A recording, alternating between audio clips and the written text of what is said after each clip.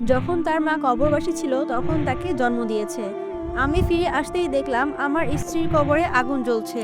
হে আমিরুল মুমিনিন, আল্লাহর কসম করে বলছি ঘটনাটি সত্য। আসসালামু আলাইকুম ওরহমতুল্লাহ। একদিন হজরত ওমর রাদিয়াল্লাহু তাআলা আনহু কয়েকজন লোকের সাথে কথা বলছিলেন। তখন একজন ব্যক্তি তার ছেলে সহ ওমর রাদিয়াল্লাহু তাআলা আনহুর নিকট আসেন। তাদের দেখে ওমর রাদিয়াল্লাহু তাআলা আনহু বলেন, আমি তোমার ও তোমার ছেলের মধ্যে যে সাদৃশ্য দেখছি তা কাকের মধ্যেও দেখিনি। সে আগন্তুক লোকটি বলল, আমিরুল মুমিনিন, এমন সময় তার মা তাকে জন্ম দিয়েছে যখন সে কবরবাসী ছিল। একথা শুনে ওমর রাদিয়াল্লাহু তাআলা আনহু অবাক হলেন এবং বললেন, তাহলে তোমার ছেলের জন্মের ঘটনাটি আমাকে শোনাও। লোকটি বলল, হে আমিরুল মুমিনিন, একবার আমি ভ্রমণে যাবার ইচ্ছা করলাম। সে সময় তার মা অর্থাৎ আমার স্ত্রী গর্ভবতী ছিল। স্ত্রী বলল, এই সময় আমি গর্ভবতী আর তুমি আমাকে রেখে ভ্রমণে যাচ্ছ। আমি বললাম, তোমার গর্ভে থাকা সন্তানকে আল্লাহর হেফাজতে রেখে গেলাম।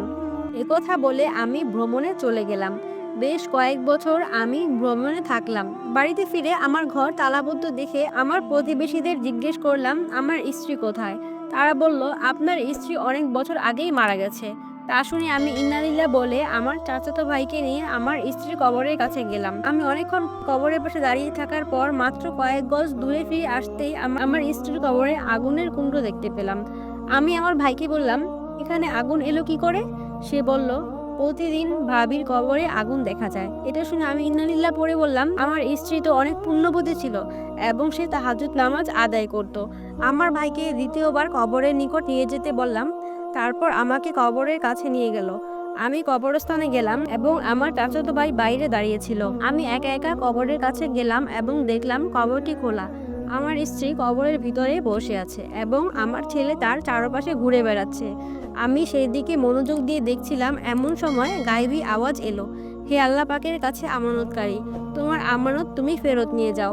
তার মাকেও যদি আল্লাহ পাকের কাছে আমানত রাখতে তাহলে তাকেও ফিরে পেতে। একথা শুনে আমি ছেলেটিকে কবর হতে উঠিয়ে নিলাম।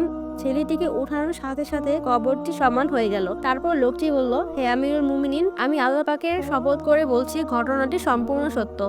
প্রিয় ভাই বোনেরা, কোনো কিছু আল্লাহ পাকের কাছে আমানত রাখলে আল্লাহ পাক সেই জিনিসটি ফিরিয়ে দিবেন। আমাদের সকল জিনিস বিশ্বাসের সহিত আল্লাহ পাকের কাছে আমানত রাখতে হবে। এই ঘটনাটি আল্লামা কামালউদ্দিন দিমিয়ারি রহমতুল্লাহ আলাইহি অনেক কিতাবে এর বর্ণনা লিখেছেন। আপনাদের একটি প্রশ্ন করি, আপনারা কি আল্লাহ পাকের মুজিজায় বিশ্বাসী? ভিডিওটি ভালো লাগে চ্যানেলটি সাবস্ক্রাইব করুন এবং লাইক দিয়ে পাশে থাকুন।